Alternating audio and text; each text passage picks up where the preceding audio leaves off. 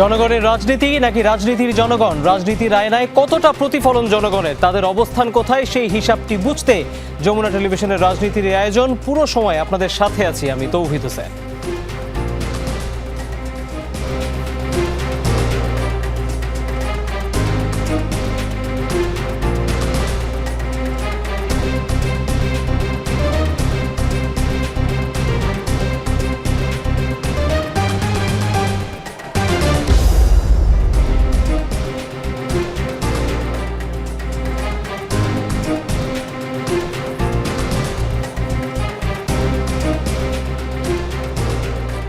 Vote শেষ, এবার রাজনীতির খেলা পরের ধাপে।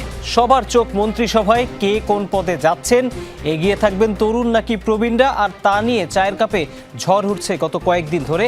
তার মাঝেই নতুন সংযোজন, যুক্তরাজ্যের আদলে ছায়া মন্ত্রিসভা গঠন করতে চায় বিরোধী দল। তাতে কি সরকারের কাজ সহজ হবে নাকি কঠিন? কি বার্তা দিচ্ছে প্রতিবেশী ও বন্ধু রাষ্ট্রের শুভেচ্ছা?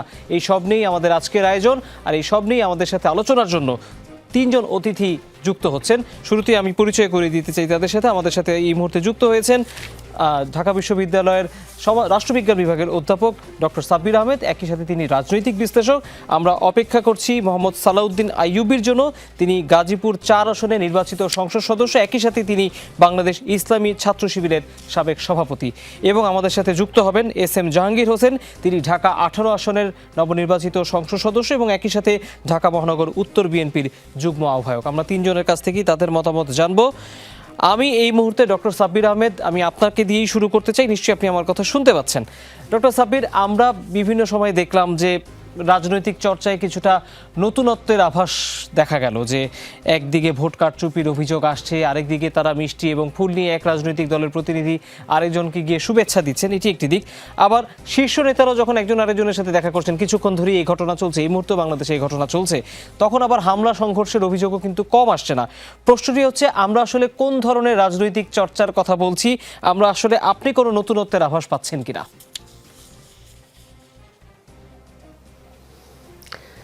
ধন্যবাদ আপনাকে। এই নির্বাচনের পরে সাধারণত আমরা এই ধরনের দৃশ্য এর আগে দেখেছি বলে আমার মনে পড়ে না, যে একটা নির্বাচিত সরকার, মানে নির্বাচিত দলের প্রধান, তিনি তার প্রতিদ্বন্দ্বী দলের প্রধানের বাসায় গিয়েছেন। শুধু মানে প্রধান প্রতিদ্বন্দ্বী না, এমন আমি দেখলাম যে নাহিদ ইসলামের বাসায়ও তিনি হয়তো গিয়েছেন ইতিমধ্যে আর কি। যাওয়ার উদ্দেশ্যেই তিনি বাসা থেকে বের হয়েছেন। এটা অবশ্যই বাংলাদেশের নতুন বাংলাদেশ, বিশেষ করে গণ অভ্যুত্থানের বাংলাদেশে আমাদের সামনে এই ধরনের দৃশ্যটি অত্যন্ত আমাদেরকে আশা জাগায়, এবং আমরা বিশ্বাস করি এটা বাংলাদেশের রাজনৈতিক সংস্কৃতির বিকাশের ক্ষেত্রে এই ধরনের নজির সামনে আরও বারবার ঘটবে, এবং একটা দীর্ঘ সময় ধরে এই ধরনের চর্চা যদি অব্যাহত থাকে, তখন আমরা একটা উন্নত রাজনৈতিক সংস্কৃতি পাবো বলে আমরা মনে করি। আপনার কাছে কি মনে হচ্ছে যে এক ধরনের জাতীয় ঐক্যের কথা বিএনপির চেয়ারম্যানও কিছুদিন ধরে বলছেন, গতকালও বলেছেন, যে এক ধরনের জাতীয় ঐক্য দরকার নতুন বাংলাদেশ গঠনে? যেই ধরনের রাজনৈতিক চর্চা চলছে, আপনি বলছেন যে এটি ইতিবাচক, যে সবাই এখন একজন আরেকজনের সাথে সাথে তারা শুভেচ্ছা বিনিময় করছেন, বা কুশলাদি তারা জিজ্ঞেস করছেন একজন আরেকজনের, কিন্তু এর মাধ্যমে আসলে যে জাতীয় ঐক্যের কথা আমরা বলছি, সেই জাতীয় ঐক্যের কাছাকাছি কি আমাদের রাজনৈতিক দলের নেতারা বা প্রতিনিধিরা পৌঁছেছেন? না, আমি তো মনে করি যে প্রক্রিয়া শুরু হয়েছে, এই যে এই প্রতিদ্বন্দ্বী দলের প্রধানের বাসায় যাওয়া, এই যে প্রক্রিয়া, এই প্রক্রিয়ার মধ্যে ভালো কিছুর ইঙ্গিত আমরা দেখতে পাই। এবং আমি মনে করি যে বাংলাদেশে এখন যে অবস্থায় আছে, যে ধরনের রাজনৈতিক, অর্থনৈতিক বা পররাষ্ট্রনীতির ক্ষেত্রে আমরা যে ধরনের প্রতিবন্ধকতাগুলো সামনে রয়েছে, এই ধরনের প্রতিবন্ধকতাগুলো থেকে উত্তরণ ঘটাতে হলে সকল রাজনৈতিক দলের মধ্যে একটা পারস্পরিক যে শ্রদ্ধাবোধ এবং পরস্পরকে সহযোগিতার মনোভাব থাকতে হবে। এবং এটা না থাকলে আমরা কিন্তু আমাদের সামনে যে জটিল সমস্যাগুলো, এই সমস্যাগুলো থেকে আমরা উত্তরণ ঘটাতে পারবো না। বিষয় সেটা হচ্ছে যে এই মুহূর্তে আমরা আমাদের যেসব রাজনৈতিক দলের প্রতিনিধিরা আছেন তারা নিঃসন্দেহে বেশ ব্যস্ত সময় পার করছেন, আমরা তাদের সাথে যুক্ত হবার চেষ্টা করছি, কিন্তু তার আগে আমি তাদের কাছে এই প্রশ্নগুলো করব, কিন্তু তার আগে এই মুহূর্তে আপনাকে নিয়ে একটা প্রশ্ন না করলেই না, সেটি হচ্ছে এই মুহূর্তে মন্ত্রিসভা নিয়ে খুব আলোচনা হচ্ছে যে এই মন্ত্রিসভায় আসলে কারা থাকবেন না কারা থাকার সুযোগ বেশি, সেটি নিয়ে অনেক ধরনের আলোচনা হচ্ছে। আপনার কাছে কি মনে হয়, আমরা তো আমাদের রাজনৈতিক পট পরিবর্তন দেখেছি গত কয়েক দশকে, আমরা বিগত সরকারের আমলের মন্ত্রিসভার কার্যক্রমও দেখেছি, এই মুহূর্তে যখন মন্ত্রিসভা গঠনের আলোচনা বিএনপির ক্ষেত্রে ভাবা হচ্ছে, কি ধরনের প্রার্থীদেরকে বা কি ধরনের ব্যক্তিদেরকে আসলে প্রাধান্য দেওয়া উচিত? কেউ কেউ বলছেন তরুণদের প্রাধান্য দেওয়া উচিত, কেউ বলছেন অভিজ্ঞ যারা প্রশাসনিক কাজে তাদের দক্ষতা যাচাই করে তারপরে দেওয়া উচিত। আপনার কাছে কি মনে হচ্ছে? দেখুন, প্রথমে একটা বাস্তবতা আমাদের স্বীকার করতে হবে যে বিএনপি দীর্ঘ 17 বছরের যে রাজনৈতিক পরিক্রমার মধ্য দিয়ে এগিয়েছে, ওই সময়টাতে বিএনপির নেতাকর্মীরা অনেক ধরনের নির্যাতন, অত্যাচার এগুলো তারা সহ্য করেছে। অনেকে পার্সোনালি ক্ষতিগ্রস্ত হয়েছেন। শুধু বিএনপি না, অন্যান্য দলের নেতাকর্মীরাও ক্ষতিগ্রস্ত হয়েছেন। এখন জনাব তারেক রহমানকে যদি একটা নতুন মন্ত্রিসভায় গঠন করতে হয়, তখন তিনি চাইলেও এই বাস্তবতাকে অস্বীকার করতে পারবেন না। সেটা হলো যে যারা দলের ত্যাগী নেতা, তাদেরকে তো তাদের অবশ্য তাদের রাজনৈতিক অভিজ্ঞতাও রয়েছে এবং এট দ্য সেম টাইম তাদের যোগ্যতাও আছে বলে আমি বিশ্বাস করি। সুতরাং একটা হলো যে দলের প্রতি ডেডিকেশন, আরেকটা হলো তাদের রাজনৈতিক অভিজ্ঞতা, এবং সর্বশেষে যে বিষয়টি খুব গুরুত্বপূর্ণ সেটা হচ্ছে এফিসিয়েন্সি। সেই এফিসিয়েন্সির বিষয়টি আমাদের এই 3টা বিষয়কে আসলে উনি গুরুত্ব দেবেন, এটা আমরা বাস্তবতার আলোকে এই সিদ্ধান্তে পৌঁছতেই পারি। আমি মনে করি যে মন্ত্রিসভার মধ্যে অন্ততপক্ষে 4টি মন্ত্রিসভা খুবই গুরুত্বপূর্ণ। একটি হচ্ছে অর্থ, আরেকটি হচ্ছে স্বরাষ্ট্র, আরেকটি হচ্ছে পররাষ্ট্র, এবং 4 নম্বর যে মন্ত্রণালয়টি সেটি আমি মনে করি বাণিজ্য। এই 4টি মন্ত্রণালয়কে ওনাকে প্রায়োরিটি দিয়ে মন্ত্রিসভা গঠন করতে হবে। আপনি যদি এই যে 4টা মন্ত্রণালয়ের কথা আপনি বলেন, একটু স্পেসিফিক করে বলবেন কেন এই 4টির কথাই আপনি বলছেন? আমি অর্থনীতি আর বাণিজ্যের বিষয়টি বুঝতে পারছি যে এক ধরনের অর্থনৈতিক রিফর্মের বা যে সংস্কার চলছিল সেটিকে এগিয়ে নিয়ে যাওয়ার একটি সুযোগ রয়েছে, কিন্তু অনেকেই বলছেন যে অন্তর্বর্তী সরকার যেই প্রেক্ষাপটে সংস্কারগুলোকে নিয়ে গিয়েছে, রাজনৈতিক সরকার চাইলেও হয়তো অনেক ক্ষেত্রে সেদিকে ধাবিত নাও হতে পারে, বা চাইলেও তাদেরকে সেখানে চ্যালেঞ্জের মুখোমুখি হতে হবে। আপনিও কি তাই মনে করেন? আমি তাই মনে করি, কারণ হলো যে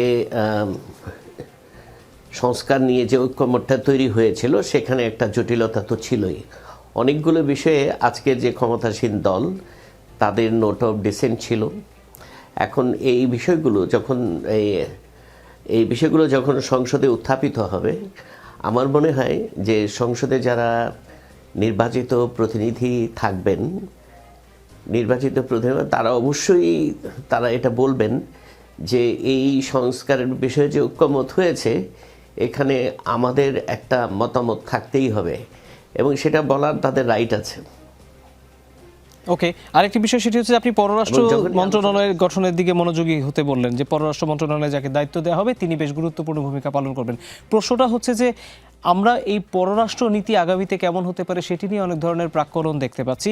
তবে একটি বিষয়ে সবাই বলছেন যে বিএনপির পক্ষ থেকে জোর করেই তাদের শীর্ষ নেতারা বিভিন্ন সময় বলেছেন যে কোনো একটি নির্দিষ্ট দেশকে কেন্দ্র করে যে পররাষ্ট্র নীতি বা বিদেশ বাণিজ্য নীতি সেগুলো নির্ধারণ হবে না, সবাইকে প্রাধান্য দিয়ে যেখানে বাংলাদেশের গুরুত্ব থাকবে সেদিকে তারা ধাবিত হবেন। আবার জামায়াত ইসলামীর ক্ষেত্রে আমরা এরকম ভাবনাও দেখেছি যে প্রতিবেশী দেশের সাথে সম্পর্ক উন্নয়নে তারা আলাদা জোর দিবেন, সেরকম বক্তব্যও কিন্তু আমরা বিভিন্ন সময় গণমাধ্যমে দেখেছি। আপনার কাছে কি মনে হয় এখনকার যে অর্থনৈতিক বাস্তবতা বা ভূ রাজনৈতিক বাস্তবতা, তাতে আসলে আমাদের সামনের দিকে বিদেশ বন্ধুদের ক্ষেত্রে কি করণীয় হওয়া উচিত? না, দেখুন, একটা জিনিস আমার মনে হয় জনাব তারেক রহমান পরিষ্কার করেছেন, এবং এই বিষয়টি সবার জন্যই সমানভাবে প্রযোজ্য। সেটা হচ্ছে যে বাংলাদেশের যে সামনের পররাষ্ট্রনীতি হবে, সেই পররাষ্ট্রনীতির মূল লক্ষ্য হবে আপনার জাতীয় স্বার্থ রক্ষা করা, এবং এই জাতীয় স্বার্থ রক্ষা করার ক্ষেত্রে বাংলাদেশের যে অগ্রাধিকার সেই অগ্রাধিকারটা সবসময়ই এক নম্বরে থাকবে বলে আমি মনে করি। সুতরাং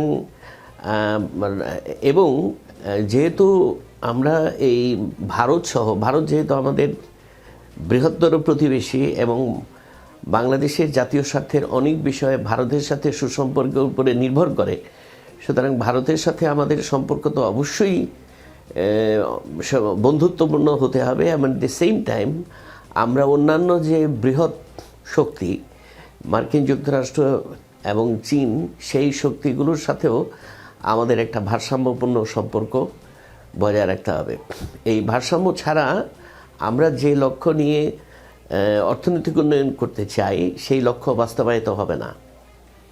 আমি আপনাকে একটি প্রশ্ন করব, তারপর আমরা একটি বিরতি নেব, কিন্তু এই বিরতির আগে এই প্রশ্নটির উত্তর না জানলেই না। সেটি হচ্ছে যে আমরা যেই ধরনের রাজনৈতিক উত্তরণের কথা বলছি, আমরা জাতীয় ঐক্যের কথা বলছি, কিন্তু এই মুহূর্তে এক ধরনের রাজনৈতিক অস্থিরতা আমরা দেখতে পাচ্ছি। অর্থাৎ রাজনৈতিক দলগুলো যারা জয়ী হয়েছেন এবং যারা পরাজিত হয়েছেন নির্বাচনে, সবার ভিতরে এক ধরনের অস্থিরতা কাজ করছে। একজন আরেকজনকে নিয়ে অনেক ধরনের আশঙ্কার কথা বলা হচ্ছে। অন্তর্বর্তী সরকার কিন্তু এখনও দায়িত্বে রয়েছে, তারা এখনও দায়িত্ব নতুন সরকারকে হস্তান্তর করেনি। এই ধরনের রাজনৈতিক উত্তেজনা আসলে কিভাবে কমানো সম্ভব? কার ভূমিকা বেশি হওয়া উচিত? না, দেখুন, যে কোনো নির্বাচনের পরে, নির্বাচনের আগে, নির্বাচনের দিন এবং নির্বাচনের পরে কিছু বিষয় থাকে যেগুলো অস্থিরতা সৃষ্টি করে।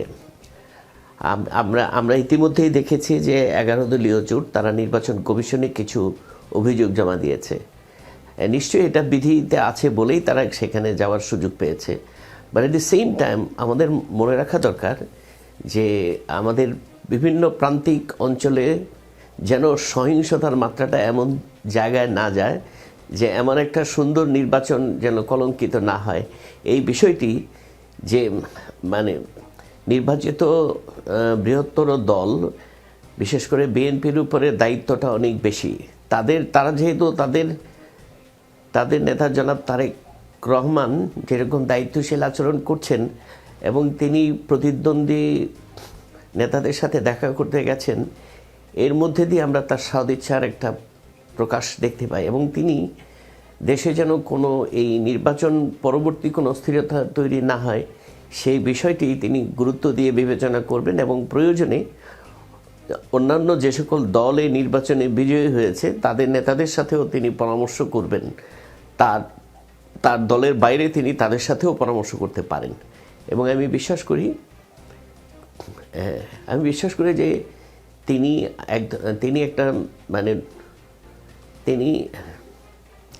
গণতান্ত্রিক চেতনায় সমৃদ্ধ একজন মানুষ। দীর্ঘ 17 বছরের তার বিদেশ জীবনের অভিজ্ঞতা তাকে গণতান্ত্রিক সমাজের যে সৌন্দর্য, সেই সৌন্দর্য তার সম্পর্কে তিনি যথেষ্ট সমৃদ্ধ হয়েছেন, জ্ঞান সমৃদ্ধ হয়েছেন বলে আমি মনে করি। আমাদের সাথে যে নির্বাচিত সংসদ সদস্যরা যুক্ত হওয়ার কথা, তাদের একজনকে আমরা এরই মধ্যে পেয়ে গিয়েছি। আমরা এই মুহূর্তে কথা বলবো জনাব সালাউদ্দিন আইয়ুবী, গাজীপুর 4 আসনের সংসদ সদস্য, একই সাথে বাংলাদেশ ইসলামী ছাত্র শিবিরের সাবেক সভাপতি। জনাব সালাউদ্দিন, নিশ্চয়ই আপনি আমার কথা শুনতে পাচ্ছেন।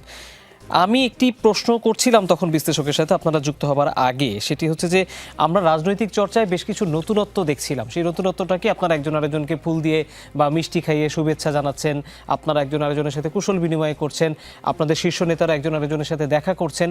আমি সব রাজনৈতিক দলের কথাই বলছি। আবার আমরা ভোটে কারচুপির অভিযোগ পাচ্ছি, আমরা সংঘর্ষ হামলার অভিযোগ পাচ্ছি, আমরা ভাঙচুরের অভিযোগ পাচ্ছি।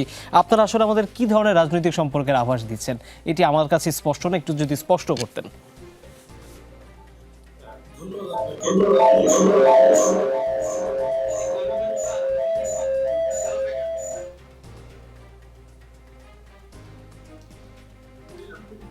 সম্পন্ন হলো এবং নির্বাচনের মধ্য দিয়ে নতুন একটি সরকার গঠন করতে যাচ্ছে শীঘ্রই। আমি নতুন যে সরকার গঠিত হতে যাচ্ছে তাদেরকে অগ্রিম অভিনন্দন জানিয়ে শুরু করছি। আপনারা জানেন এই নির্বাচনে বড় ধরনের কোনো সহিংসতার ঘটনা ঘটেনি, তবে কারচুপি সহ যে অভিযোগগুলো এসেছে এটাকে আমি এভাবে ব্যাখ্যা করব। দেখুন, এটা একটা বিশাল রাজনৈতিক কর্মযজ্ঞ। এই রাজনৈতিক কর্মযজ্ঞ এটা কোনো মেশিন না যে একসাথে একটা সুইচ দিয়ে একই ক্যাটাগরিতে সবগুলোতে মেনটেন করে কাজ করা যায়। এটাকে যদি বলা যায় প্রত্যেক ব্যক্তির আলাদা আচরণগত রিফ্লেকশন এই নির্বাচন।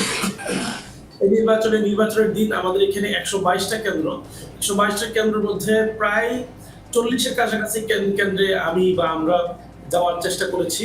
প্রত্যেক কেন্দ্রের আলাদা চিত্র পেয়েছি। কোথাও ভোট খুবই সুষ্ঠু সুন্দর পরিবেশ হয়েছে, কোথাও কোথাও কারচুপির চেষ্টা করা হয়েছে, কোথাও কোথাও কারচুপি করা হয়েছে, সেখান থেকে গ্রেফতারও করা হয়েছে পরবর্তীতে। কোথাও কোথাও মারামারির ঘটনা ঘটেছে, দখলের ঘটনা ঘটেছে। তাহলে আপনি একই আসনে বলতে পারেন যে নির্বাচন সুষ্ঠু হয়েছে, আবার বলতে পারেন নির্বাচনে কারচুপি হয়েছে, আবার বলতে পারেন দখল হয়েছে, আবার বলতে পারেন দখল হয়নি।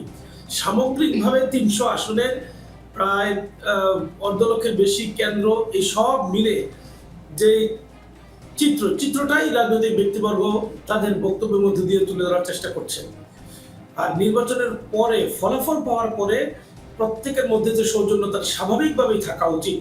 যে দল হেরেছে তিনি ফল মেনে নেবেন, অথবা তার সুনির্দিষ্ট কোনো কথা থাকলে, আইনগত বিধান থাকলে, বিধানের আলোকে প্রতিকার চাওয়ার থাকলে সেটা চাইবেন তিনি। কিন্তু আগে গ্রসলি যেটা বলা হতো, যিনি হারেন তিনি কারচুপির অভিযোগে প্রত্যাখ্যান করেন, এই চিত্রটা আলহামদুলিল্লাহ এবারের নির্বাচনে অনেকটা পরিবর্তন হয়েছে। আপনারা দেখেছেন আমাদের সম্মানিত আমির জামাত ডাক্তার শফিকুর রহমান 11 দলীয় জোটের প্রধান হিসেবে সাংবাদিক সম্মেলন করে এরকম একটা আভাস দিয়েছেন যে সুনির্দিষ্ট কিছু আসনে আমাদের বক্তব্য আছে, এবং এই বক্তব্যগুলো তিনি তুলে ধরে এই 32টা আসনের প্রেক্ষিতে তারা আইনগত পদক্ষেপের কথা বলেছেন, আর সামগ্রিক নির্বাচনকে এটা যথাযথ বা সুষ্ঠু নির্বাচন বলে উল্লেখ করেছেন।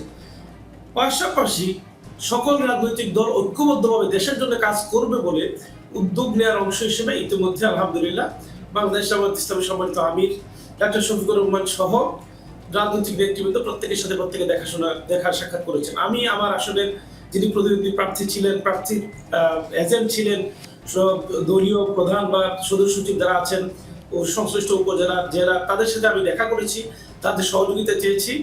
আজকে জনাব তারেক রহমান সাহেব আমি জামাতের আমিরের সাথে দেখা করেছে, তিনি সৌহার্দ্যের সাথে সম্প্রীতির সাথে তাকে গ্রহণ করেছেন, ফুলের শুভেচ্ছা জানিয়েছেন, অগ্রিম অভিনন্দন জানিয়েছেন সরকারের প্রধান হিসেবে।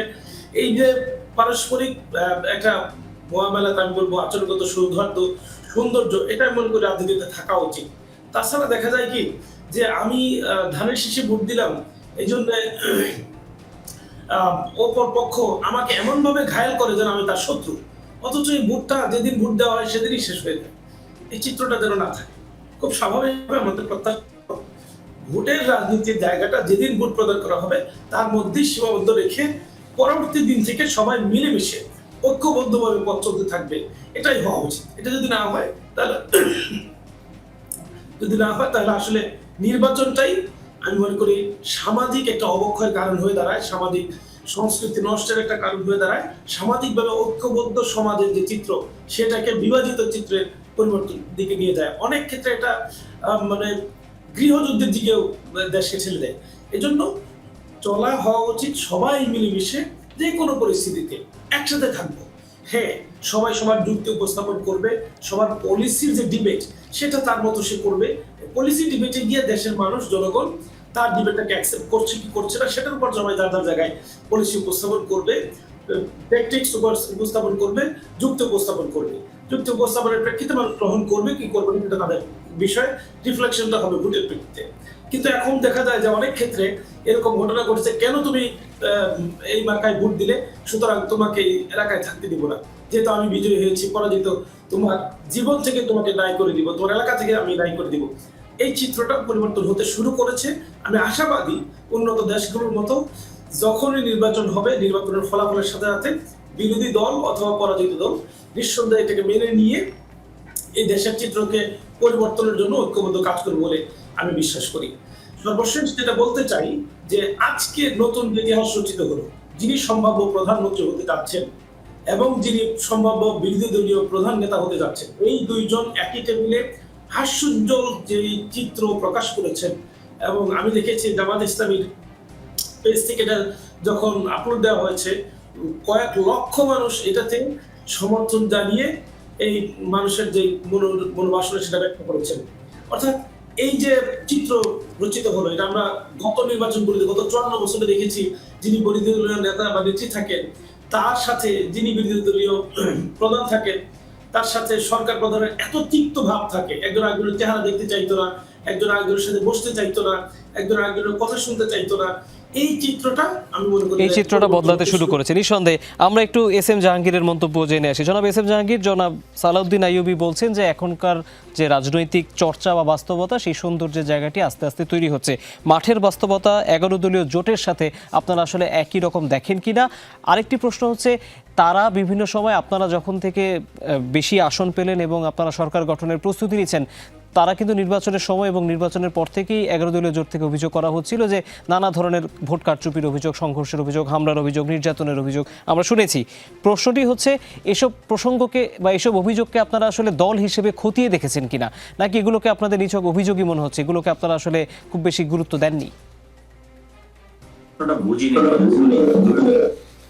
আমি আপনাকে আবারও প্রশ্নটা করি। জনাব সালাউদ্দিন আইয়ুবী, যিনি গাজীপুরের সংসদ সদস্য, তিনি বলছেন যে রাজনৈতিক চর্চায় সৌহার্দ্য ফিরে আসছে। আপনি মাঠের বাস্তবতা একই রকম দেখেন কিনা? এক। দ্বিতীয়ত হচ্ছে, যেসব অভিযোগ তারা বিভিন্ন সময় করেছে নির্বাচনের সময় এবং নির্বাচনের পরে, সেগুলোকে আপনারা দল হিসেবে খতিয়ে দেখেছেন কিনা, নাকি এগুলোকে আপনাদের কাছে নিছকই অভিযোগ মনে হয়েছে? আপনাকে দেশবাসীকে ধন্যবাদ জানাচ্ছি। আমার সালাউদ্দিন ভাই যে কথাগুলো বললেন অত্যন্ত যুক্তিসঙ্গত কথা। যে দেখেন, আমরা নির্বাচন করেছি, আমি আমার ঢাকা 18 সনের কথা বলতে চাই। ঢাকা 18 সনে যখন নির্বাচন শুরু হয়েছে, আমি প্রতিটা আমার রাজনৈতিক যে আমরা প্রতিযোগিতা করেছি, আমাদের এখানে 10 জন প্রার্থী ছিলেন। সেই 10 জন প্রার্থীর সাথে আমি 10 জনের সাথে আমার কথা হয়নি নির্বাচন শুরুর সময় থেকে। আমার সাথে 7 থেকে 8 জনের সাথে কথা হয়েছে এবং তাদেরকে আমি একটি কথা বলেছি যে আমরা নির্বাচনের প্রতিযোগিতা করছি মাত্র, আমরা প্রতিটা দল ক্রিয়াশীল দল। আমরা যেমন 5ই আগস্টের পূর্বে আমরা যেহেতু একসঙ্গে থাকতে পেরেছি, একসঙ্গে যুদ্ধ করেছি, একসঙ্গে লড়াই করেছি এবং গণতন্ত্রের জন্য ভোটাধিকার প্রতিষ্ঠা করার জন্য, আমি আশা করব আপনারা সেই যুদ্ধে যেভাবে আমরা একসঙ্গে কাঁধে কাঁধ মিলিয়ে হাতে হাত থেকে কাজ করেছি, আজকে নির্বাচনী কার্যক্রম শুরু হয়েছে 22 জানুয়ারি থেকে। আমরা আশা করব আমরা এই ভোটের জন্য কেউ কার মাথায় বাড়ি দেব না। আমরা জনগণের কাছে যাব, জনগণ যাকে যোগ্য মনে করবেন, যা জনগণ আরো আছে, তাকে জনগণ ভোট দিবে। ভোট শেষ আমরা আবার একসাথে থেকে আমরা সমাজকে প্রতিষ্ঠিত করার জন্য, রাষ্ট্রকে প্রতিষ্ঠিত করার জন্য, আমার নেতা বিএনপির চেয়ারম্যান জনাব তারেক রহমান যে মানবিক রাষ্ট্র গঠন করতে চায়, সেই মানবিক রাষ্ট্র গঠন করার জন্য আমরা ঐক্যবদ্ধভাবে কাজ করব। একটি কথা মনে রাখবেন, আপনি একা সফল হতে পারবেন না, আমি একা সফল হতে পারবো না। এই 20 কোটি মানুষকে সফল করতে হলে 20 কোটি মানুষকে ঐক্যবদ্ধ করতে হবে। সমাজ যে জায়গায় চলে দ্বিধাবিভক্ত জায়গায় চলে গিয়েছে, সেই দ্বিধাবিভক্ত জায়গা থেকে আমাদের ঐক্যবদ্ধ করতে হবে। আমরা যদি সমাজকে ঐক্যবদ্ধ করতে পারি, তাহলে দেখবেন এমনিতেই সমাজের অনেক সমস্যার সমাধান হয়ে যাবে। বিশেষ করে আমি আমার ঢাকা 18 সনের প্রতিটা প্রার্থীর সাথে আমার এইভাবে কথা হয়েছে এবং আপনারা দেখেছেন এবং দেখে অনেকে খুশি হয়েছে, সারা দেশবাসী খুশি হয়েছে। আমি যখন প্রচারণায় নেমেছি, আমি যখন এনসিপির মিছিল দেখেছি, আমি যখন অন্য প্রার্থীর মিছিল দেখেছি, আমি তাদের মিছিলে ঢুকে গিয়েছি, তাদের সাথে আমি কথা বলেছি, তারাও আমাকে সাদরে গ্রহণ করেছে। এই যে পরিবেশটা, এই ঢাকা 18তে আমি সেই পরিবেশটা রাখতে চেষ্টা করেছি। আমি মনে করি সারা বাংলাদেশে যদি এই পরিবেশ হয়, আগামীতে আর কখনো ফেসিবাদের জন্ম হবে না এবং কোনো ফেসিবাদ বিরোধী আন্দোলনে আমাদের কোনো ক্ষয়ক্ষতি হবে না। অর্থাৎ আমরা যারা জীবন দিয়েছি, আমরা যারা হত্যার শিকার হয়েছি, গুমের শিকার হয়েছি, আমরা যারা নির্যাতন নিপীড়নের শিকার হয়েছি, আমার বিরুদ্ধে 329টি মামলা, আমার 2টি মামলা সাজা হয়েছে, একটি 7 বছর, একটি 2.5 বছর, আমার 2.5 বছর জেল খেটেছি। এরকম আর কোনো নেতাকর্মীকে জেল খাটতে হবে না। এবং একটি কথা স্পষ্টভাবে বলতে চাই, আমরা যে নির্যাতন নিপীড়নের শিকার হয়ে 5ই আগস্ট পর্যন্ত আমরা এসেছি। 5ই আগস্ট বিএনপির চেয়ারম্যান জনাব তারেক রহমান, যিনি সারা দেশকে ঐক্যবদ্ধ করেছিলেন, ঐক্যবদ্ধ শক্তি 5ই আগস্ট, অন্যান্য ক্রিয়াশীল রাজনৈতিক দলগুলো 5ই আগস্ট যেমন বিজয়ী হয়েছে, আমরা এই 12 ফেব্রুয়ারি নির্বাচনে আমরা সকলেই বিজয়ী হবে, বাংলাদেশ বিজয়ী হবে। আমরা কিন্তু সেইভাবে আমরা প্রচারণা করেছি। আপনি দেখেছেন আমার নির্বাচন শেষ হয়েছে, এখানে আমাদের বাসায় এনসিপির নেতা এসেছে, জাতীয় পার্টির নেতা এসেছে এবং আমি তাদের সাথে আগে কথা বলেছি, আমাদের রনি এসেছে, আমি সবার সাথে কথা বলেছি এবং আরো অন্যান্য আনোয়ার সাহেবের সাথে আমার কথা হয়েছে, সবার সাথে কথা হয়েছে। আমরা এইভাবেই দেশটাকে গড়তে চাই। হ্যাঁ, আমরা মনে করি আমরা যদি সবাই ঐক্যবদ্ধ থাকি, সমাজের মানুষগুলো যদি আমাদের উপরে আস্থা রাখে যে না, এখানে কোনো নৈরাজ্য হবে না, তাহলে কিন্তু সবাই তারও এগিয়ে আসবে, যেটা 5ই আগস্টের পূর্বে সারা দেশের মানুষ একসঙ্গে মাঠে নেমেছিল। কাজে আমরা সেই প্রক্রিয়াটাকে ধরে রাখতে চাই, আমরা সেই ধারণাটাকে মানুষের মনে শক্ত মজবুত করতে চাই, ভিত্তি দিতে চাই, যে না আমরা ইনশাল্লাহ সকলে মিলে ঐক্যবদ্ধ দেশ গড়তে পারবো, বাংলাদেশটাকে গড়তে পারবো। এই 54 বছরে যা হয়নি, এই 12 নির্বাচনের পরে আমি মনে করি বিএনপির চেয়ারম্যান জনাব তারেক রহমানের নেতৃত্বে আমরা সেরকম একটি সমাজ ব্যবস্থা, সেরকম একটি রাষ্ট্র ব্যবস্থা, সেরকম একটি সরকার ব্যবস্থা গঠন করবো। নিঃসন্দেহে। জনাব জাহাঙ্গীর, আমি একটু জনাব জাহাঙ্গীর, আমি একটা প্রশ্ন একটু যুক্ত করে দিই। আপনি যেহেতু ত্যাগী নেতাদের কথা বলছিলেন, এখন এই মুহূর্তে সবচেয়ে বেশি আলোচনা হচ্ছে মন্ত্রিসভা গঠন নিয়ে। আপনারা সরকার গঠন করবেন, মন্ত্রীদের দায়িত্ব আপনাদের অনেক নেতারা পাবেন, আপনিও পেতে পারেন। প্রশ্নটি হচ্ছে যে দায়িত্ব নির্ধারণের ক্ষেত্রে বা এই বড় গুরু দায়িত্ব দেওয়ার ক্ষেত্রে আসলে কোন ধরনের নেতাদের বেশি মূল্যায়ন করা উচিত বলে আপনার কাছে মনে হচ্ছে? আরেকটি দিন হচ্ছে, সবাই আপনারা বলছেন যে আপনারা প্রথম দিন থেকেই সংসদ সদস্য হিসেবে নিজেদের কাজটি করতে চান। কি কাজটি আপনি করতে চান, বা আপনার দল থেকে কোনো ধরনের ভাবনা আছে কিনা যে এই কাজগুলো আপনারা প্রথমে করতে চান, যেটা আসলে আপনারা কাজ করে দেখিয়ে ফেলেন, এমন একটা ইমপ্রেশন জনগণের সামনে সেট করবে?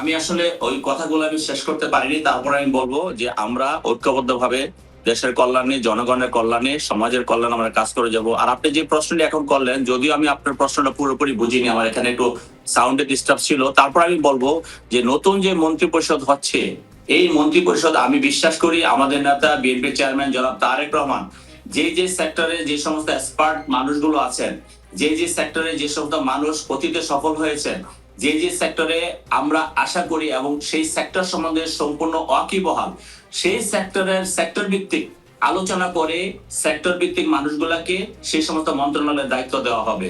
আপনি ধরেন যে আমরা ধর্ম মন্ত্রণালয়ের দায়িত্বের কথা যদি বলি, ধর্ম মন্ত্রণালয়ে এমন একজন ব্যক্তিকে দায়িত্ব দেওয়া হবে যিনি ইসলাম সম্বন্ধে ভালো ওয়াকিবহাল, ধর্ম সম্বন্ধে ভালো ওয়াকিবহাল এবং ধর্মকে এবং ইসলামকে একত্রিত করে রাষ্ট্র পরিচালনা করতে পারবেন।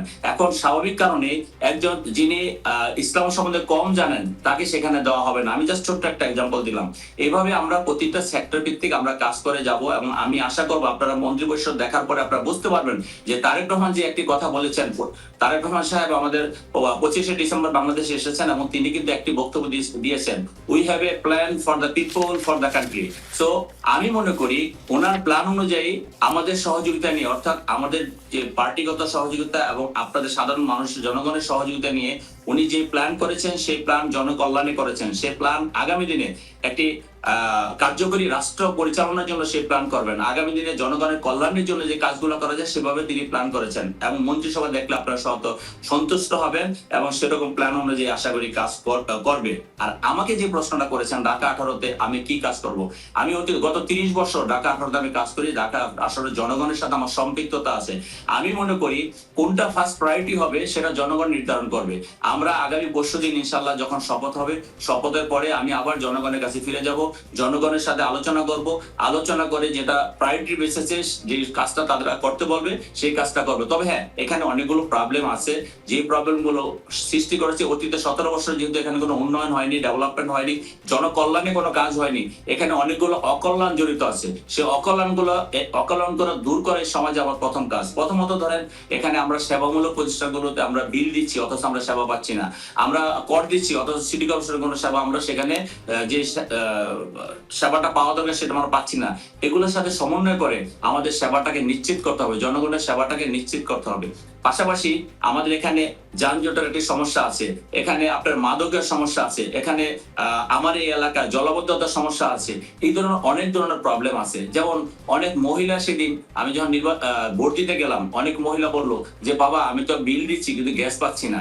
অনেকজনে বললো, অনেক ইয়াং যে মেয়েরা আছে তারা বলছে ভাইয়া আপনি যদি নির্বাচিত হন মশার ব্যবস্থা, মশার জ্বালায় ঘরে থাকা যায় না, আপনারা মশার ব্যাপারে কি করবেন? তখন আমি বলেছি আমি তো সিটি কর্পোরেশন মেয়র না যে আমি মশার ব্যাপারে কাজ করব। তবে হ্যাঁ, আপনাদের সুবিধার জন্য সিটি কর্পোরেশনের সাথে আলাপ আলোচনা করে এই সমস্যাগুলো আমরা সমাধান করব। আমাদের এই অঞ্চলে কিছু জলাবদ্ধতা আছে, কিছু লেক আছে, সেই লেকগুলো নিয়ে আমাদের কিছু প্ল্যান আছে। সেই কিছুদিন পূর্বে আপনারা দেখেছেন সেই লেকগুলো আমরা পরিষ্কার করেছি যাতে মশার উপদ্রব থেকে মানুষকে রক্ষা করতে পারি। বুঝতে পারছি, তার মানে আপনি জনাব জাহাঙ্গীর, তার মানে আপনি নিজের একটা পরিকল্পনা সাজিয়ে রেখেছেন। আমি এই জায়গাটিতে একটু আপনাকে থামাতে চাই, কারণ একটি ইন্টারেস্টিং ধারণা জনাব জামায়াত সালাউদ্দিন আইয়ুবীর যে দল জামায়াতে ইসলামী বা 11 দলীয় জোট তাদের পক্ষ থেকে আনা হয়েছে, সেটি হচ্ছে আজকে আমরা শুনতে পেলাম যে এনসিপির যিনি মুখপাত্র এবং 11 দলীয় জোটের যিনি হয়ে বক্তব্য দিলেন আসিফ মাহমুদ সজীব ভুঁইয়া, তিনি বললেন যে ছায়া মন্ত্রিসভার একটি ধারণা নিয়ে আসা হচ্ছে। জনাব সালাউদ্দিন আইয়ুবী, আপনি একটু আমাকে বলতে পারেন যে এই ছায়া মন্ত্রিসভা গঠনের যে ঘোষণা সেটি আসলে কি? আমি যেটি বুঝতে পারছি যে সরকার বা বিএনপি বা তাদের যে জোট যেই ব্যক্তিকে যেই মন্ত্রণালয় দায়িত্ব দিবেন, আপনারা তার আদলে নিজেদের একজন ব্যক্তিকে ছায়া মন্ত্রী হিসেবে দায়িত্ব দিবেন। কিন্তু এই মন্ত্রিসভার তো আসলে খুব একটা ফাংশনিং হবে বলে কি আপনি মনে করেন? মানে শুধুমাত্র বিবৃতি দেওয়া ছাড়া বা প্রতিবাদ দেওয়া ছাড়া আর কোনো কাজকে এই ছায়া মন্ত্রিসভা করতে পারবে বলে আপনি মনে করেন?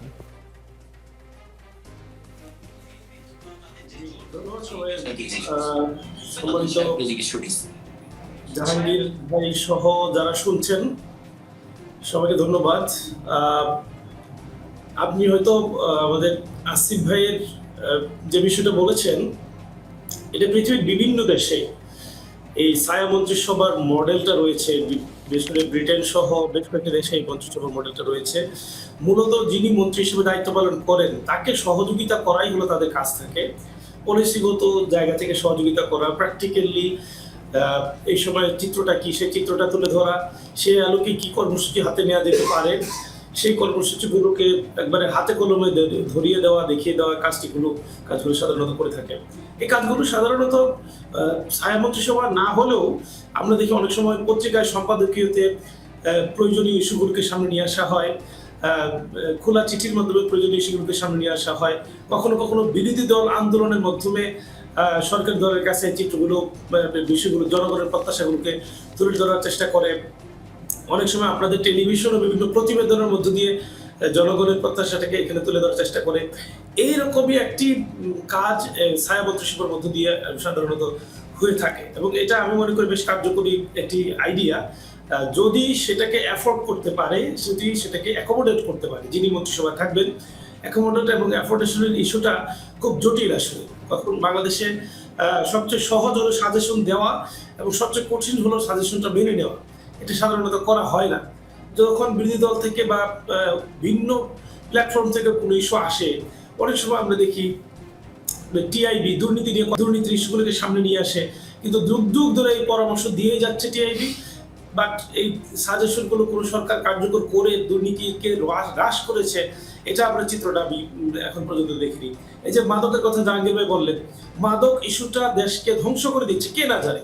এই মাদক নিয়ন্ত্রণ সরকারের পক্ষ থেকে মাদক নিয়ন্ত্রণ কর্তৃপক্ষ রয়েছে, তারা উদ্যোগ নেয়, সরকারি বেসরকারি বিভিন্ন উদ্যোগে মাদকের ব্যাপারে সচেতনতামূলক কর্মসূচি করা হয়, কিন্তু কেন যেন কোন জায়গা থেকে এগুলো কার্যকর হয় না। কার্যকর না হওয়াতে মাদক ইস্যুটা যুগ যুগ ধরে থেকে যাচ্ছে। আমি কারাগারে ছিলাম, জাহাঙ্গীর ভাই কারাগারে ছিলেন, কারাগারে গেলে বোঝা যায় কি পরিমাণ মাদকের সরবরাহ বাংলাদেশে চলছে। নিজের স্ত্রী, নিজের শ্বশুর শাশুড়ি সবাই মিলে পারিবারিকভাবে মাদকের ব্যবসা করছে। এক একটা পাড়া, এক একটা গ্রাম, এই শহরের এক একটা মহল্লা, পুরো এলাকা মাদকের এক একটা চেইন অফ ইয়ের মধ্যে রয়েছে। এই জায়গা থেকে নিয়ন্ত্রণ করতে হলে আপনাকে সকলের সহযোগিতা প্রয়োজন এবং সকলের সহযোগিতার উপযোগী একটা মডেল হলো ছায়া মন্ত্রিসভা। বাংলাদেশে সাধারণত ভালো কাজের সহযোগিতার জন্য লোক পাওয়া যায় কম, খারাপ কাজের সহযোগিতা, আপনি দুর্নীতি করবেন দেখবেন সঙ্গীর অভাব নেই, কিন্তু দুর্নীতি রোধ করবেন দেখবেন কোনোভাবে খুঁজে কাউকে পাচ্ছেন না। যদি মন্ত্রিসভা হয় আমি মনে করি যে এটা একটা ভালো কাজ। তৃতীয়ত যে বিষয়টা দরকার, দেখেন জাহাঙ্গীর ভাই বলেছেন যে কোনো যানবাহন চলতে হলে 1 চাকায় চলা যায় না, 2 চাকা ছাড়া, সর্বনিম্ন 2 চাকা ছাড়া কোনো যানবাহন নেই। 2 চাকা হতে হলে যিনি ব্যক্তি হিসেবে থাকবেন মন্ত্রী, তার সাথে আরেকটা চাকা হিসেবে কাজ করবে হলো ছায়া মন্ত্রিসভা। এই জায়গা থেকে আমি মনে করি সবাই মিলে যদি কাজ করার চিন্তাটা ধারণ করা যায় তাহলে কাজটাকে সহজ করা যায়। নিঃসন্দেহে তার মানে এবং আপনারা একসাথে কাজ করতে যাচ্ছেন ছায়া মন্ত্রিসভা হয়ে, সেটি আসলে বিরোধিতার মডেল কম, সহযোগিতার মডেলটা বেশি, এটা আপনার বক্তব্য মতে। ডক্টর সাব্বির আহমেদ, নিশ্চয়ই আপনি সবার কথা শুনছিলেন, আপনার সাথে আমার মন্ত্রিসভা নিয়ে আলোচনা হচ্ছিল, কিন্তু এই ছায়া মন্ত্রিসভা নিয়ে আপনার ধারণা একটু জানতে চাই। এটা তো যুক্তরাজ্যের 100 বছরের পুরনো ওয়েস্টমিনিস্টারের মডেল, এখানেও কিন্তু এটি অনেক ধরনের ডিবেট তৈরি করেছে, বিশেষ করে অ্যাক্সেস নিয়ে, কে আসলে কতটা অ্যাক্সেস পাবে বড় দায়িত্বে থেকে, সেটি নিয়ে প্রশ্ন আছে। যদিও এটি বিরোধী দল সেখানে বিরোধিতার জন্য ব্যবহার করে, ওনারা বলছেন ওনারা সহযোগিতার জন্য ব্যবহার করতে চান। তাহলে এই ছায়া মন্ত্রিসভা আমাদের কেন দরকার? না দেখুন, এটা আসলে ব্রিটিশ ওয়েস্টমিনস্টার ট্রেডিশনে যেভাবে গড়ে উঠেছে, এটা কিন্তু মূলত বিরোধী দলের স্ট্রাকচারে, মানে বিরোধী দলের কাঠামোগত যে ব্যবস্থা, সেই ব্যবস্থা হিসেবে গড়ে উঠেছে। এটার বিষয়টা যদি এরকম হয় যে এটা সহযোগিতার মডেল না, আপনার বিরোধিতার মাধ্যমে মূলত সরকারকে সহযোগিতার জায়গাটা করতে হবে আর কি। বিরোধিতাকে আমরা সবসময় মানে নেতিবাচকভাবে দেখার কোনো উচিত না আর কি, বা এটার বিরোধিতা মানে গঠনমূলক বিরোধিতা। আপনি ধরুন সরকার তার যে বাজেট প্রণয়ন করছেন, এখনকার সংসদে যেভাবে বাজেটের আলোচনাটা হয় অত্যন্ত আনস্ট্রাকচার্ড আলোচনা, এখানে বিরোধী দলের অংশগ্রহণ বলতে থাকেই না, কারণ বাজেট জিনিসটা কিন্তু বোঝেই না। ম্যাক্সিমাম যারা মেম্বার অফ পার্লামেন্ট তারা বাজেটের যে কন্টেন্ট ওয়াইজ তারা আলোচনাটা করতে পারে না। তো আপনি যদি মানে সরকারি দল যে বাজেটটা পেশ করবে, সেই বাজেটের একটা অল্টারনেটিভ ধারণা যদি বিরোধী দল নিয়ে আসতে পারে, অথবা অ্যাটলিস্ট স্পেসিফিক সেগমেন্ট অনুযায়ী কিছু বিকল্প প্রস্তাব যদি তারা নিয়ে আসতে পারে, এবং তারা যদি দাবি করে যে তাদের এই প্রস্তাব সরকারের চাইতেই উন্নত, সেটা যদি তারা করতে পারে, সেইটাই আসলে মূলত শ্যাডো অপোজিশনের যে ধারণাটা বা ছায়ামন্ত্রী সভার ধারণাটা, ওইভাবেই কিন্তু ওয়েস্টমিনস্টার মডেলে কাজ করে বলে আমি জানি। এবং এটা আমি মনে করি যে বাংলাদেশের, প্রথমে আমি বলে নিই যে বাংলাদেশে যারা এই কথাটা, যারা এই প্রস্তাবটা নিয়ে আসছেন, আমি তাদেরকে ধন্যবাদ জানাই, এবং আমি মনে করি যে তারা একটা গুরুত্বপূর্ণ বিষয় অবতারণা করেছেন। কারণ বাংলাদেশের সেই 1973 থেকে 12টা সংসদে কখনোই বিরোধী দল গুরুত্বের সাথে কাজ করতে পারে নাই। সুতরাং আপনি যদি এখন বিরোধী দলকে এরকম শ্যাডো অপোজিশনের ফ্রেমওয়ার্কে তাদেরকে যদি কাজ করার সুযোগ করে দেন, এইটা আমাদের মনে হয় যে আমাদের সংসদীয় রাজনীতিতে একটা নতুন মাত্রা যুক্ত করবে, এবং বিরোধী দলের এই গঠনমূলক ভূমিকা পালন করতে তারা বাধ্য হবে। তারা আননেসেসারি টাইম অন্য বিষয়ে কিল না করে তারা তাদের সময়টাকে যথার্থভাবে কাজে লাগাবে। কারণ এখানে তাদেরকে যে কাজটা করতে হবে, যে সরকারের পলিসির বিকল্প হিসেবে একটা পলিসি তাকে প্রস্তাব করতে হবে, এবং সরকার যদি সদিচ্ছা থাকে সরকারের মধ্যে, তারা এই পরামর্শগুলো তারা পলিসিতে কাজে লাগাতে পারে। কাজে লাগিয়ে তারা তাদের পলিসিকে আরও উন্নত পলিসিতে রূপান্তর করতে পারে। আমি যেটা বলছি যে আমরা যদি এটাকে বিরোধিতার মডেলের মধ্যে না রাখি, রাজনীতির মধ্যে মানে পলিসি এবং কাউন্টার পলিসির যদি কনফ্লিক্টটা আপনি তৈরি না হয়, তাহলে কোথায় রাজনীতিতে সৃজনশীলতার যে জায়গাটা, গতির যে জায়গাটা, সেই গতির জায়গাটা হারিয়ে ফেলে। আমি মনে করি যে এই কনফ্লিক্টটাকে আমরা নেতিবাচক অর্থে না দেখে আমরা পজিটিভ অর্থে দেখতে পারি, যে বিরোধী দল সেই সরকারের পলিসিটাকে বিরোধিতা করবে, মানে কি সরকারের পলিসির ভুল ত্রুটিগুলো ধরিয়ে দিয়ে তারা ওইটাকে উন্নত করার জন্য পরামর্শ দিবে। সেই জায়গা থেকে যদি শ্যাডো অপোজিশনটা হয়, তাহলে আমার মনে হয় এটা অধিকতর সৃজনশীল, মানে এই উদ্যোগটা অধিকতর সৃজনশীল হবে, এবং সরকারের দক্ষতার উপরে এটা একটা ইতিবাচক প্রভাব ফেলবে বলে আমি মনে করি। সুতরাং যারা এই প্রস্তাবটা দিয়েছেন, আমি তাদেরকে প্রশংসা করি এবং তাদের ধন্যবাদ জানাই, এবং আমি মনে করি যে যারা বর্তমানে ক্ষমতাসীন দল, তারা এই প্রস্তাবটিকে অত্যন্ত মানে সাদরে এটাকে গ্রহণ করবেন, এবং এটাকে কিভাবে কাঠামোগত রূপ দেওয়া যায় এই বিষয়টি নিয়ে তারা পার্লামেন্টে তার মানে আলোচনার আপনি মাধ্যমে বলতে একটা চাচ্ছেন যেটা সিদ্ধান্তে পার্লামেন্টে একটা ইতিবাচক পরিবেশ তৈরি করবে। খুবই আপনার মন্তব্যকে আমরা স্বাগত জানাই, আমরা আশা করি তেমনটিই হবে। আমি এবার একটু অন্য প্রসঙ্গে আপনাদের সবার দৃষ্টি আকর্ষণ করতে চাই, সেটি হচ্ছে যে আমরা তারপরই আজকের অনুষ্ঠানে আমি খুব বেশি সময় সবাইকে দিতে পারবো না, যদি আমরা একটু অল্প করে এই প্রসঙ্গটিতে আলোচনা করে ফেলি। সেটি হচ্ছে যে গণভোটের ব্যাপারে আসলে সিদ্ধান্ত কি হবে। জনাব এস এম জাহাঙ্গীর, আপনি যদি একটু বলেন গণভোটের সিদ্ধান্ত বাস্তবায়নে আপনারা কতটা, মানে বিএনপি এবং তার জোট, রাজনৈতিক জোট কতটা আন্তরিক? প্রচারণার সময় আসলে আপনারা এই যে হ্যাঁ ভোট, এই হ্যাঁ ভোটটি আপনারা ভোটারদেরকে আশ্বস্ত করেছেন কিনা? আরও স্পেসিফিক করে প্রশ্ন করতে চাই, সংসদে আসলে উচ্চকক্ষ হচ্ছে কিনা?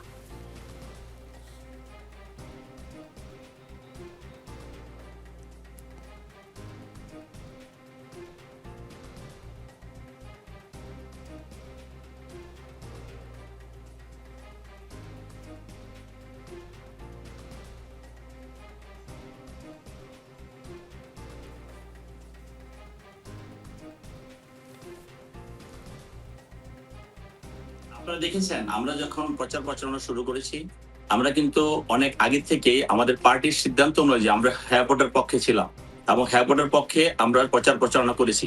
আমি আপনাদেরকে স্পষ্ট করে বলতে চাই, আমরা যখন প্রচার প্রচারণায় গিয়েছি আমরা জনগণের কাছে বলেছি যে হ্যাঁ, আমরা প্রথমে তো আমি ধানের শীষের পক্ষে ভোট চেয়েছি, পরবর্তীতে আমি বলেছি আমরা হ্যাঁ ভোটের পক্ষে আপনারা ভোট দিবেন। এবং অনেকে প্রশ্ন করেছে যে আমরা হ্যাঁ ভোটের পক্ষে কেন ভোট দিবেন, তখন তাদেরকে আমরা বুঝিয়েছি, সবাই করেনি, কিছু কিছু মানুষ করেছে, আমরা সবসময় হ্যাঁ ভোটের পক্ষে ছিলাম। এবং আমাদের নেতা জনাব তারেক রহমান সাহেব আপনি দেখেছেন যে সবসময় হ্যাঁ ভোটের প্রতিটা জনসভায় তিনি স্পষ্ট বলেছেন আপনারা সবাই ধানের শীষে ভোট দেবেন এবং হ্যাঁ ভোটে ভোট দিবেন। কাজে আমরা সেটা স্পষ্টভাবে বলতে চাই, আমরা জুলাই আন্দোলনকে ধারণ করি আমরা সবসময় হ্যাঁ ভোটের পক্ষে ছিলাম, এখনো আছি এবং আগামীতেও থাকবো ইনশাআল্লাহ। আগামীতে বলতে আমরা মন্ত্রী পরিষদ হয়ে গেলে আমরা সংসদে গিয়ে আমরা হ্যাঁ ভোটের পক্ষে কাজ করব। এবং উচ্চ কক্ষর ব্যাপারে আমার কথা হলো যে পার্টি এটা ডিসিশন নিবে অবশ্যই, যেহেতু আমরা জুলাই আন্দোলনকে রেসপেক্ট করি এবং জুলাই আন্দোলনের এটা আমাদের একটা জুলাই আন্দোলনের একটা প্রতীক হিসাবে দেখা হচ্ছে, কাজে আমরা সেই জায়গায় থাকবো। আমরা জুলাই আন্দোলনকে ধারণ করি, জুলাই যোদ্ধাদেরকে ধারণ করি, জুলাই ক্ষতিগ্রস্তদেরকে ধারণ করি। আমরা বিশ্বাস করি বিএনপি চেয়ারম্যান জনাব তারেক রহমান সবসময় যে কথাগুলো বলেছে, এবং আপনি দেখেছেন যে আমাদের নেতা জনাব তারেক রহমান যখন নির্বাচনী প্রচারণা করেছেন তখন প্রতিটা ক্ষেত্রে কিন্তু জুলাই আন্দোলনকারী যারা ছিলেন এবং এই গত 17 বছরে যারা আন্দোলন সংগ্রাম করে যারা আহত নিহত হয়েছেন প্রত্যেকটাকে সেই ধরনের রেসপেক্ট করে, এবং তিনি কিন্তু বলেছেন যে আমরা যদি ইনশাআল্লাহ ক্ষমতায় যাই আমরা এই সমস্ত যে ক্ষতিগ্রস্ত পরিবারগুলোকে আমরা রাষ্ট্রীয়ভাবে সম্মাননা দিব এবং যারা আহত আছেন তাদেরকে আমরা রাষ্ট্রীয় ভাষায় পৃষ্ঠপোষকতা দিব। কাজে আমি মনে করি বিএনপি যেটা বলে সেটা করে, আমাদের চেয়ারম্যান জনাব তারেক রহমান যেটা বলেছেন সেটা বাস্তবায়ন করবেন ইনশাআল্লাহ। জনাব সালাউদ্দিন আইয়ুবী, আপনি বোধহয় ওনার উত্তর শুনছিলেন। আপনাদের জোটের পক্ষ থেকে বা জামায়াতের আমি ডাক্তার শফিকুর রহমান নিজেই কিন্তু বলেছেন, আজই তিনি এই প্রসঙ্গে কথা বলেছেন যে যেসব সংস্কারের কথা গণভোটের ক্ষেত্রে বলা হয়েছে সবগুলোই পূরণ করতে হবে, কোনো আংশিক পূরণ যদি হয় সেটি তারা মানবেন না বা আপনারা মানবেন না। কিন্তু যদি শেষ পর্যন্ত বিএনপি এই ধরনের কনস্টিটিউশনাল গ্যাপ তৈরি করতে পারে, কারণ তারা এখন সংসদে তাদের মানে কি বলবো, সংসদে তার আসন বেশি পেয়েছে, সেই ক্ষেত্রে যদি এই ধরনের সমস্ত শর্ত যদি তারা পূরণ না করে তাহলে আপনারা কি করবেন? আমি ডাক্তার শফিকুর রহমান সবসময় বলার চেষ্টা করছিলেন তিনটি বিষয়ে তিনি কোনো ছাড় দেবেন না। 11 দলীয় জোটের সিদ্ধান্ত, আনুষ্ঠানিকভাবে তিনি 11 দলীয় জোটের শীর্ষ নেতা হিসেবে বলে থাকেন। প্রথম হলো দুর্নীতির বিরুদ্ধে না, এই ব্যাপারে তিনি বলছেন কোনো ছাড় দেওয়া যাবে না, বাংলাদেশকে বাঁচাতে হলে দুর্নীতি মুক্ত করতে হবে। দ্বিতীয় বলেছেন সংস্কারের পক্ষে সবাইকে অবশ্যই ঐক্যবদ্ধ হইতে হবে। তৃতীয় হলো জুলাই সনদ শতভাগ পূর্ণাঙ্গভাবে বাস্তবায়ন করতে হবে। এখানে আপনারা জেনেছেন যে বিএনপি নেতৃত্বে যে জোট তারা কিছু ডিসেট দিয়েছে, সেই জায়গায় এটার সাথে কন্ট্রাডিকশন তৈরি হয়েছে। বিএনপিতে ইশতেহার দেওয়া হয়েছে, সেখানেও জুলাই সনদের পরিপন্থী কয়েকটা বিষয় সেখানে উল্লেখ করা হয়েছে, যেগুলো নোট অফ ডিসেন্টে তারা রেখেছিলেন। এই কারণে কিছু প্রশ্ন তো থেকেই যায়। তবে বাংলাদেশ জামায়াত ইসলামীর পক্ষ থেকে তার দাবিটা বাংলাদেশ জামায়াত ইসলামী রাখছে। বর্তমান সরকার যেহেতু অ্যাবসলিউট মেজরিটি পেয়েছে, তাদের সিদ্ধান্ত আছে, সনদ ছাড়াও অনেক কিছু করার সুযোগ তাদের আছে। সুতরাং ডিসিশন মূলত তাদের, কিন্তু জামায়াত ইসলামীর পক্ষ থেকে অথবা 11 দলীয় জোটের পক্ষ থেকে খুব শক্ত দাবি হলো কোনোভাবে আংশিক কোনো সংস্কার অথবা জুলাই সনদের আংশিক বাস্তবায়ন বাংলাদেশ জামায়াত ইসলামী বা 11 দলীয় জোট মেনে নিবে না। কারণ এটা অনেক দিনের প্রচেষ্টার মধ্য দিয়ে এই জায়গায় এসেছে, কিন্তু একদিন দুই দিন না, দীর্ঘদিন সকল দল সকল বিশিষ্ট ব্যক্তি, চিন্তাশীল, সরকারের পক্ষ থেকে গঠিত কোনো কমিশনগুলো বসে সিদ্ধান্ত নিয়েছে। এত কিছুর পরে যে সিদ্ধান্তগুলো, চিন্তাগুলো একত্রিত হয়েছে, এই চিন্তাগুলোকে খণ্ডিত অংশে বাস্তবায়ন করা হলে দেখা যাবে যে অনেকটা অবাস্তবায়নের পথেই যাবে কিন্তু জুলাই সংস্কার অথবা জুলাই সনদের যে প্রক্রিয়াগুলো। এই জন্য পূর্ণাঙ্গ রূপেই বাংলাদেশ জামাত আমি ইসলামী যেটা প্রশ্ন করছিলাম জনাব আইয়ুবী, যদি না সংস্কারের সমস্ত প্রস্তাব যদি তারা না করে, না মানে, তাহলে আপনারা কি করবেন? আন্দোলন করবেন? হিসেবে সংসদে এটা নিয়ে বক্তব্য দেওয়ার সুযোগ আছে। আন্দোলন করার সুযোগ রয়েছে, জামাত ইসলামী প্রয়োজন হয়তো সেদিকে যাবে ইনশাআল্লাহ। ধন্যবাদ আপনাকে। আমরা একেবারে অনুষ্ঠানের শেষ পর্যায়ে ডক্টর সাব্বির আহমেদ, আপনার কাছে এই প্রসঙ্গের প্রশ্নটি দিয়ে শেষ করতে চাই। গণভোটে হ্যাঁ জয়যুক্ত হয়েছে মানে কি জুলাই সনদে থাকা যে 48টি প্রস্তাব সেগুলো স্বয়ংক্রিয়ভাবে সংবিধানে যুক্ত হয়ে যাবে, বা সরকার কি, যে যারা নতুন সরকার গঠন করবে তারা কি সব যে শর্ত বা প্রস্তাব সেটি তারা মেনে নিতে বাধ্য? দেখুন, আমি আসলে বাস্তব জায়গা থেকে অ্যাটলিস্ট তিনটা আশঙ্কার কথা আমি ভাবছি। বিশেষ করে আমরা যে নতুন সংসদটা শুরু হতে যাচ্ছে, সেই নতুন সংসদ আমি আশা করি যে সংসদের শুরুতেই এমন কিছু হবে না যেটা নিয়ে আমাদের দলগুলোর মধ্যে রাজনৈতিক বোঝাপড়ার একটা সংকট তৈরি হবে। আমি আসলে দুইটা প্রশ্ন অবতারণা করতে চাচ্ছি এই পরিস্থিতিটাকে সামনে রেখে। যে সংস্কার প্রস্তাবের যে বিষয়গুলোতে বিএনপি নোট অফ ডিসেন্ট দিয়েছিল, তো সেই নোট অফ ডিসেন্টগুলো কি তারা উইথড্র করে নেবে কিনা, এই প্রশ্নটা তো সমাধান হতে হবে আর কি। তারা কি সবগুলো মেনে নেবে কিনা, সেই নোট অফ ডিসেন্ট বা তারা ইগনোর করতে পারবে কিনা। আরেকটা বিষয় কিন্তু খুব গুরুত্বপূর্ণ, সেটা হলো যে এই যে সংস্কার প্রস্তাবগুলো হয়েছে, সেই সংস্কার প্রস্তাবগুলো কিন্তু হয়েছে আপনার ঐক্যমত কমিশনে। সুতরাং এটা কি ঐক্যমত কমিশন মানেই কি জাতীয় ঐক্য? কারণ জাতীয় ঐক্য হতে হলে তো আপনার এই যে নির্বাচিত প্রতিনিধি, ধরুন বিএনপির 213, জামাতের 77, তারা তো এই ঐক্যমত প্রক্রিয়ার সাথে জড়িত ছিল না। এখন তারা যদি সংসদে এসে, যখন এই বিষয়গুলো নিয়ে আলোচনা শুরু হবে, তারা যদি সংসদে এসে বলে যে না, আমরা এই বিষয়গুলো নিয়ে আলোচনা করতে চাই, তখন কি হবে সেটার কোনো ওই দুইটা বিষয় মাথায় রেখে আমার কাছে মনে হচ্ছে যে এই বিষয়টা নিয়ে আমাদের একটা রাজনৈতিক ঝড় হয়তো সংসদের প্রথম দিন থেকে হয়ে যেতে পারে। ডক্টর সাব্বির আহমেদ, আপনাকে আমি একটু ক্ষমা চেয়ে নিচ্ছি, আমাকে একটু থামাতে হচ্ছে। আজকের আয়োজন আমাদেরকে শেষ করতে হচ্ছে, আমাদের সময় শেষ। দর্শক, রাজনীতির আয়োজন আজ এই পর্যন্তই। আমরা ফিরবো আগামীকাল একই সময়ে। থাকবেন আমাদের সাথে। সবাইকে শুভরাত্রি।